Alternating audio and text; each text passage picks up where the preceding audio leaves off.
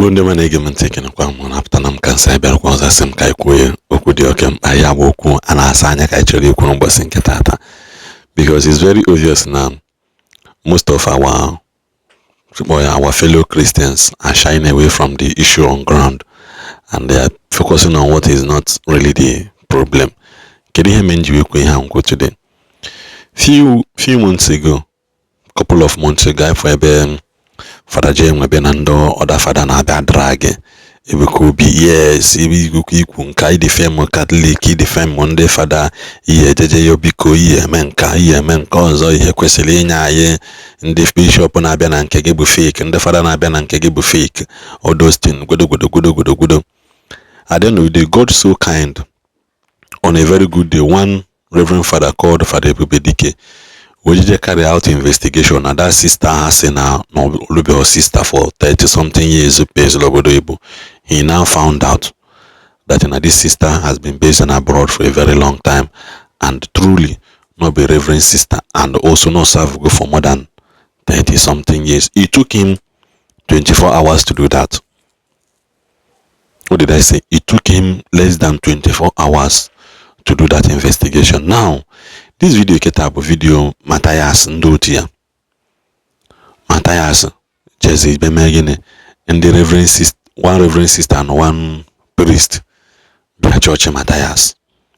Gine ka habe beme na habe beme ihe omenana.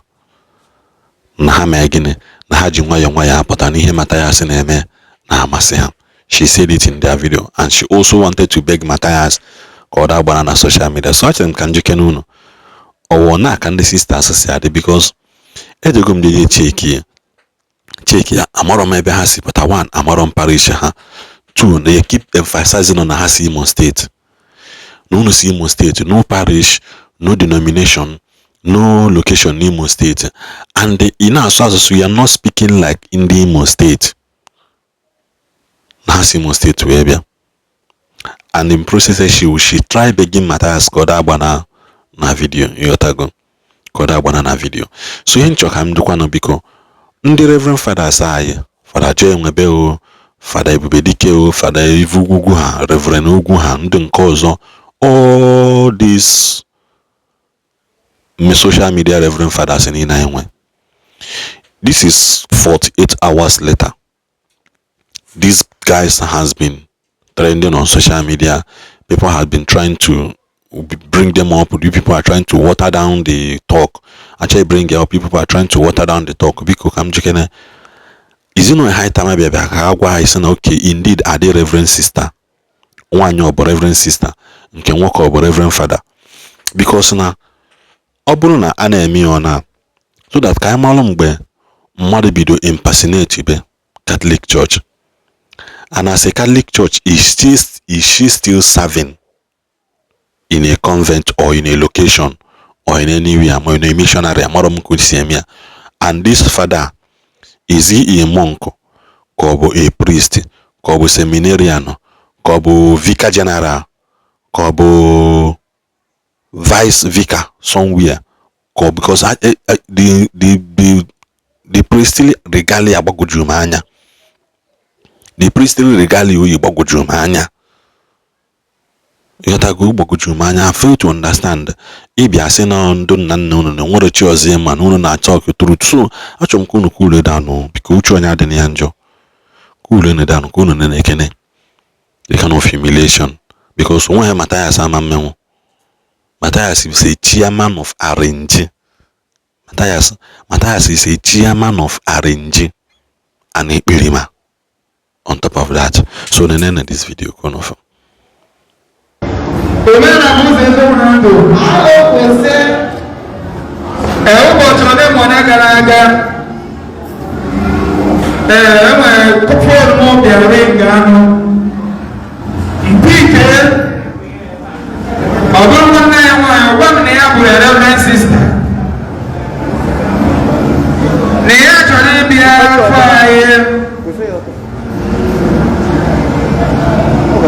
And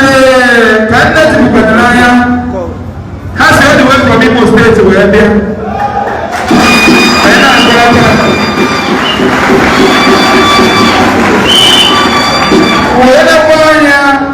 eziokwu na ha erutego. So nwanne anyị ma ya ga-amasịkwa anyị ka epụtara ekele ndị Igbo.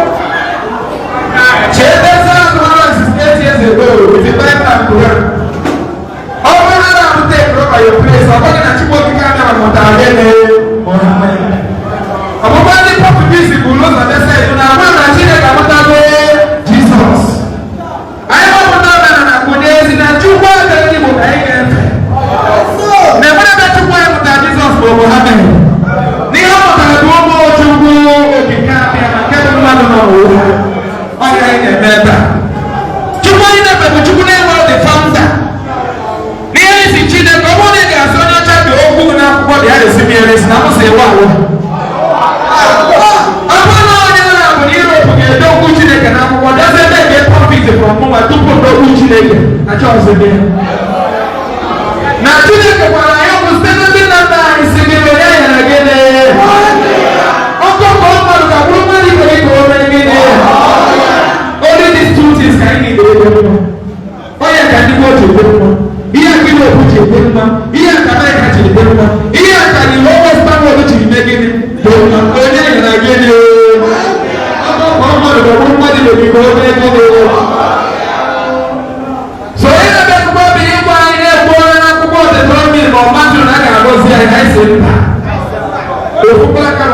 megide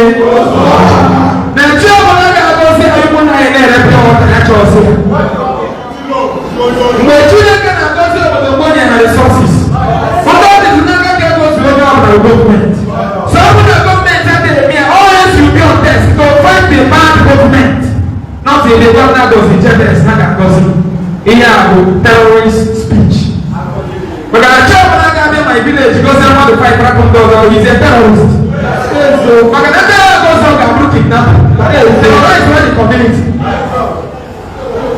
nsi nọmba ha ji ebe ka a ga-eje na ya nka mma otu a si wee isi iti onye na-abụ ụzọ ụzọ pụtara ndị iche ebe anyị ga-anyere mmadụ Chineke ga-esikwa onye abụ mgbe etu aka ọcha si tọrọ anyị ka anyị ga-esikwa onye niile site n'aka ihe niile ndị ọcha ji egburu anyị n'ohu nke a ji eze menta nke na-emezi ementa slavery today Chineke ga-esikwa n'aka ha dọghachikwa mụ na anyị gịnị azụ na Chukwu okike abịa dịka nwa afọ Igbo dịka nwa Igbo dịka nwa aja maka na anyị ka nsogbu nsi na bọsi edi ọma ga-eme ọlụfọ bọsi ifeọma ga-eme ọlụfọ bọsi ifeọma ga-eme ọlụfọ bọsi akwa ihe ọma bọsi oke ihe ọma site na Chukwu okike abịa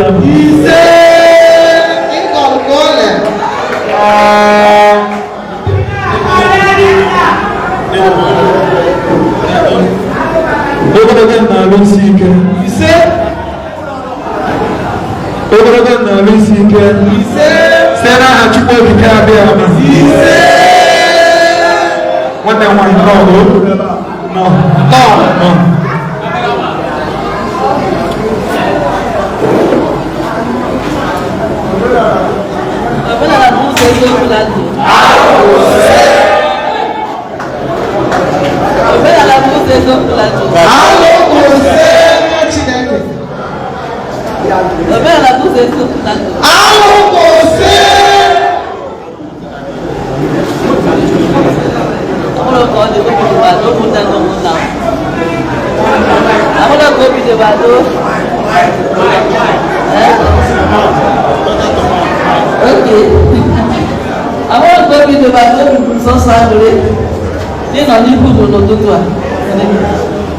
biko ana m ekele Chukwu okike abịa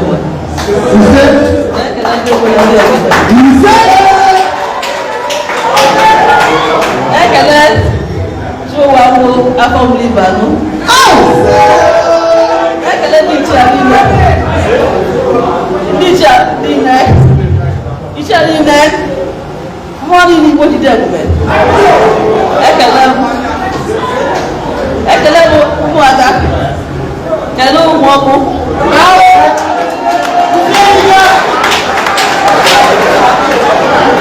ekele Emeke kele Oge kele Afọ kele Afọ were kelesi nwanne nwoke rụwa dị a esiri disi kele ọrụ efu na akọrọ ya agba maka ya sa ọ na-apụ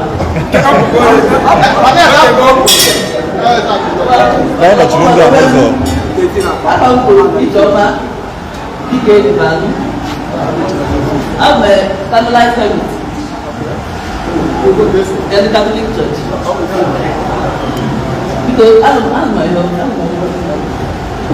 I don't know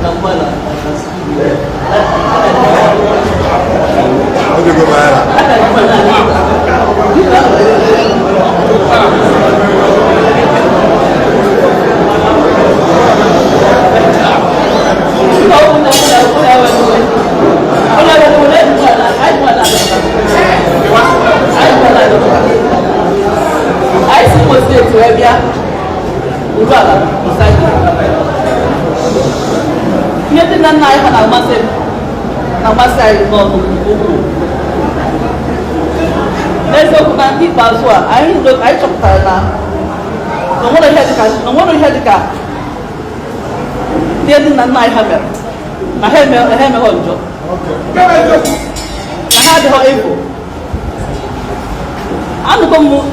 nkụzi nwanne nwoke bụ Ejiofor na-akụzi wekwala ya wee tigbo na nke m wee na-atụgharị ya n'ime obi wee na-asị na ihe ọ na-ekwu bụ eziokwu ha ga-agbaghị ya agbagha ọ nwere ya mere nkụzi aka ọ sị na ya bụ oyibo nne nna m oyibo ụmụnne m dị na ndị Igbo nna m ndị Igbo mana gasịkachi zigoro onye ọcha ebe ọgbọghọ nghọta so na nke ikpeazụ a ụmụnne m anatago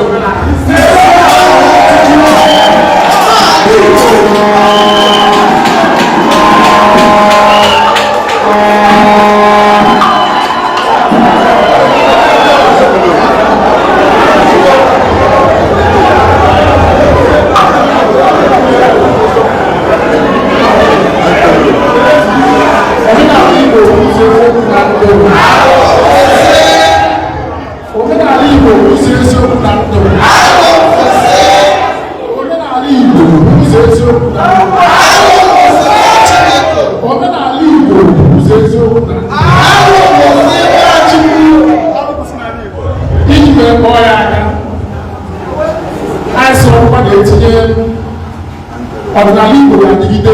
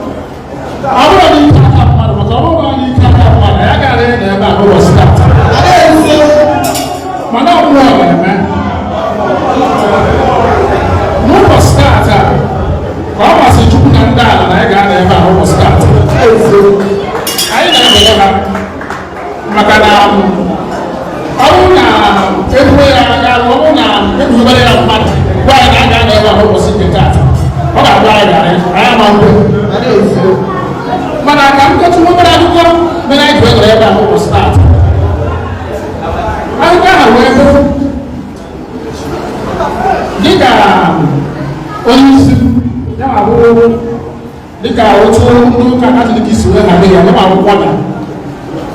anọ m n'okpuru ya anyị bụ ndị hermit hermit life mụtara monastery life so dịka ihe si ebugara anyị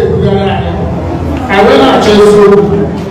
eziokwu a ka anyị chọgoro anyị na ndụ a anyị nọrọ ụbọchị taa a ga-afụ obodo eziokwu ahụ anyị wee na-achọ eziokwu ahụ n'ụbọchị taata o wee bụrụ ebe ndị nna nna anyị ha bụ eziokwu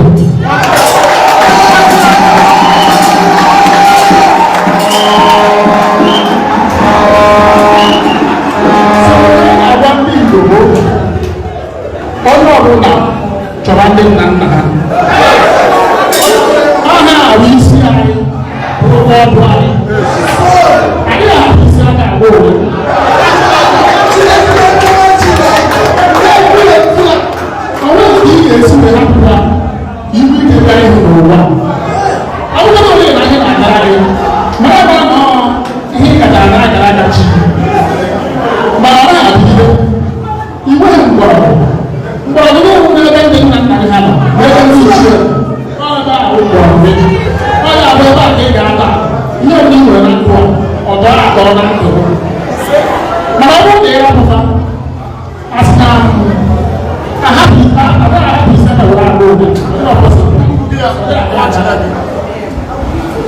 so I were one and see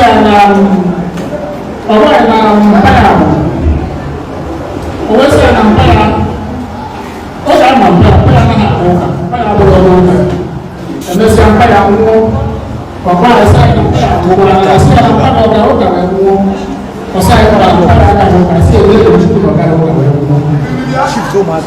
ọsì tẹ̀lé ọ̀bùsì kẹ́ wọ́n kàdé ìdílé nǹka ìsì àsọ̀rọ̀ ẹ̀ ẹ̀ máa bá bẹ́ẹ̀ bẹ́ẹ̀ náà so ẹ̀ mẹ́tìá òfìfà ẹ̀ ẹ̀ náà ẹ̀ mọ́ wà mẹ́sà pa àìsàn ẹ̀ ẹ̀ bẹ́ẹ̀ fèèjì ayé àti ẹ̀ nígbà tó ń bẹ́ẹ̀ fèèjì ayé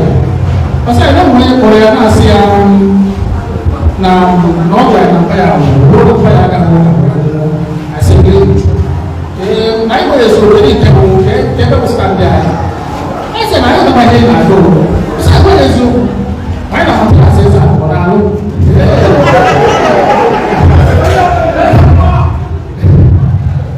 asị amasị asị ịza ihe gbasara asị asị ịza anyị na-ahụ nkụzi ya na soshal midia mana onwe ihe kpalitere anyị na mmụọ ka anyị gaa ada ya mana mo fa ya ko ka fi ya o di ya o ba ha ni chu na mo ru ya asia na ma ti akesa na ma ko le o ti akesa ko sa na i wa ye so asia na mo ye ko ti akesa ai ga sisi ga si asia ada sa sa ko la ko to asia aga na ko wa ne o ko a ko chu aso so o ma di ko ko na ma ti akesa ko na asia nya ba ni ko ba na na masa adesa na ma ba na ya wo se esi na mo na tuna na eju wo esi na o ba e ba na tuna na ka na eju wo esi ai we choba o try se wo na dia se ta mo he ka na esi ma ai chine ke ma na e we e ma social media ke na wa ni ma ko ka ni bi ta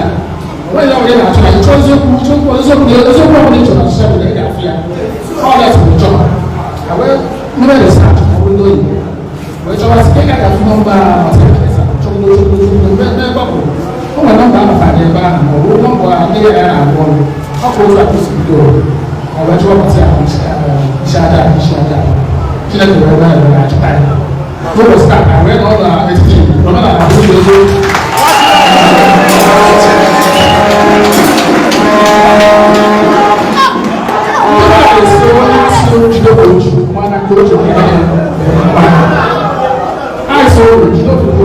Wọ́n tún sùn ẹ́ fúnká lè wọ̀ wẹ́ asìkàtà nípa ọba àti ọ̀nà wọ̀ ọ̀tún ọ̀pá ẹni ilé wọ̀ náà wẹ́ náà pàdé ọ̀dọ̀ náà bẹ́ẹ̀ náà ẹ̀ nkà ẹ̀ wọ̀ nkà ẹ̀ nkè náà wọ̀ nkè náà nkà ẹ̀ wọ̀ nkè wọ̀ nkà ẹ̀ ayé wọ̀ nsọ̀ wọ̀ òtù ẹ̀ á lè sùn wọ̀ wẹ́ wẹ́ bù á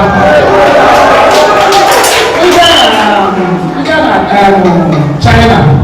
ndị China nwere ọdịna adịba na-emesi ike ụka nọkwa na adịba ụka anaghị enye ha nsogbu na ịkụ onye ụka anaghị nwere ike abụ onye ọdịna na-emesi ike na-eme ya wutu obi aka na-eme ya wutu obi ọcha were nke chukwu na chukwu were nke sita na sita ịma a na-agụ akwụkwọ nsọ mmadụ na-aghọta ya a na-agụ akwụkwọ ndị elisa mmadụ na-aghọta ya mana sọsọ ndị mmanya na-enwe ihe ga-aghọta ihe a na-ekwu ebe ahụ agụ the Old Testament ihe niile na Old Testament fún onye ndị nna nna anyị ha na-eme anyị nwere a ga-echi ya anya were Old Testament New Testament echi ya anya anyị na-aghọta ka a na-aga so anyị ma amụ ụmụ ụbọchị nkịta aga ma ọ gwa ndị nna nna anyị abụrụ ụzọ n'ụbọchị taata ka a bịa kọnyere ụlọ anyị sị ụbọchị taata ga-ama nwoke ma mara nwaanyị ndụ mmiri ndụ azụ azụ ase ihe ọba ga-eme nwoke na ebe a mere nwaanyị na ebe a mgbe ji ebe a ka ga-eji wee ka a bịara anyị ihe ọbụla bụ ndị gara mma na-akpa ndị ọbụla dị iche n'iche na ha chukwu na ndị a